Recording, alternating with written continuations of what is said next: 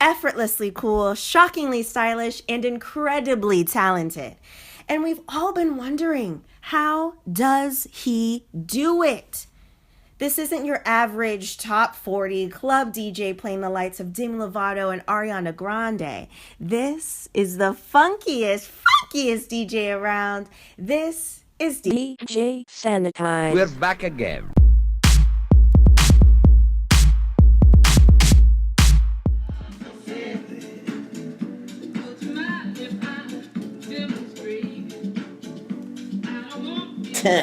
Sorry, that was weird. I just kind of picked the name. I know a lot of great names are given to you, but sometimes you got to take matters into your own hands. Growing up in places such as Germany, Spain, Hawaii, and the DMV, this military brat has fused his love of culture and people into the music he plays today.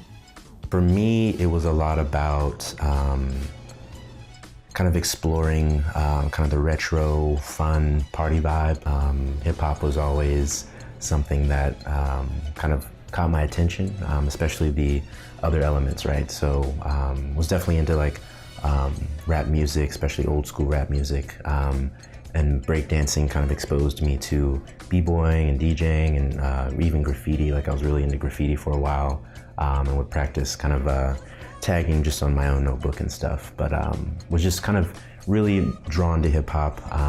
And so that along with kind of the house music that I really don't remember how I got exposed to, but was just really entranced by a lot of the disco and kind of the marrying of disco and house and infused with hip hop. So like some of my favorite DJs, especially getting started, were A-TRAK, Diplo, kind of the mashup scene DJs who either had a background in hip hop or were really involved in the house scene as well. Armin van Helden, I'd be remiss if I didn't mention him too. I kind of won 2 talent shows, but no big deal. Just kidding. I did win the talent shows though. After surprising us all with his magnificent b-boy skills, Brian actually won 2 high school talent shows. After high school, Brian attended the University of Virginia and majored in foreign affairs. As a creative outlet, Brian joined the school radio station to test out more of his musical skills. It all kind of started public radio DJing. A friend of mine told me about a radio station, WTJU, Central Virginia. Long story short, I was able to eventually get my own show, program it, which means I could select my own music, which was amazing. It led to a lot of exploration online. There was a burgeoning electronic music scene, which is kind of in full force right now, with a lot of popular DJs and EDM music and whatnot. But I was always a house music fan, was downloading a lot, just decided to start DJing parties, and here I am. Yeah, like I said, just really drawn to the retro vibe. So 70s and 80s, some of my favorite decades for music. Really love disco, and funk was just kind of this happy medium between like a really hype party, but also a very smooth groove. So for me, it was a no-brainer. I was always really in love with Kool and the Gang, Cameo, Zapp and Roger. Ray Parker Jr., just some of the greatest voices and also just dopest like beats and like just grooves, and just some of the twang of the guitars and stuff, like Rick James. Like I just really loved like jam into that. So it was a way for me to kind of appreciate the disco, and I know a lot of cats out here doing the disco thing, and that's cool, and there's a new disco wave happening right now, but funk was just a little niche for me to kind of like really get involved with what I like idolized as cool. These artists have shaped Brian musically and also stylistically. Known for his popular Function series in Washington, D.C., DJ Sanitize regularly gets into character and dresses in a funky garb and encourages his attendees to do the same to take the function to the next level. I'll give you 2. So one of the first really bad performances I had, and wasn't necessarily anything that I did wrong. It was just kind of poor planning on my part. It was my 3rd year of college. I was selected to DJ this formal ball, like a ring ceremony ball, the party afterwards. And long story short, the music just was not nearly loud enough. So kind of embarrassing and really had me downtrodden, but I just kind of vowed that nothing like that would ever happen again. A good experience, I've had many. There was one, I think kind of recently, one of the old functions that I had, it was an anniversary, 1 year anniversary for this gig I have now running. I call it The Function, with a K. And I just kind of play a mix of like old school jams and like mashups between, you know, it could be anything from,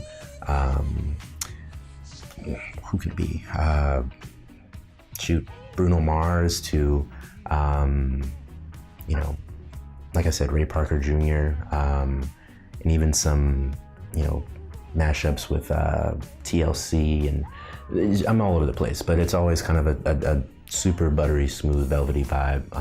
But it's fun, and there's like a lot of like modern, relatable stuff that, you know, people of my age and et cetera and younger can get down to as well. But it was just the anniversary. I like had this gold jacket with ironed my name on the back, Sanitize, and I just, you know, got into my element, and it was a really good time. A lot of friends came out, and it was awesome.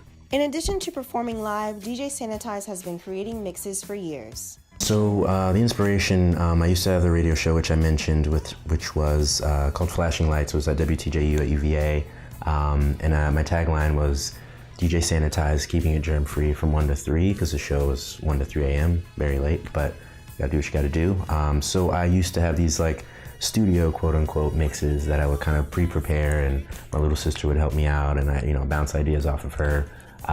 And so I, you know, released a volume and another volume and another volume and another volume, till about 5, like, you know, actual germ-free, you know, is what I call them. But I mix all the time and I record, and so those are the only ones that I've like sat down and pre-recorded and rearranged. A lot of my more recent mixes are live, but yeah, that was a fun little project I was doing every now and then, but it's just harder to kind of distribute it, and which, you know, the explosion of the type of music I'm listening to. So house has become really popular, disco is kind of on the come up, and Bruno Mars and Mayer Hawthorne are bringing back funk and stuff, so that's awesome, but it just kind of makes it a little difficult to stand out. I like kind of nostalgia stuff, so, you know, I have the whole collection of Dragon Ball Z DVDs that I really enjoy. You know, just biking around, I bike to work every day, like to read the news, and keep up with stuff, you know, current events and things like that. I like nice light jackets, big, got a few, you know, menswear brands that I really like to follow. But that's about it. Just like collecting like pins and stuff to put on jackets, and DIY stuff every now and then. But that's pretty much it, nothing else. As music changes and DJ Sanitize evolves, what's next for the popular DJ?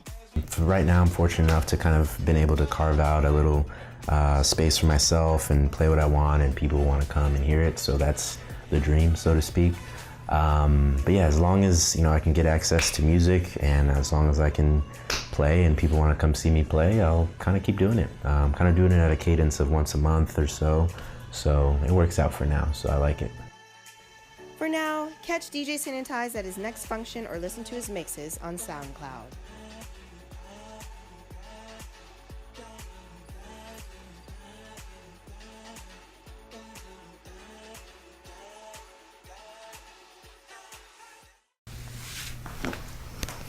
My one, get out.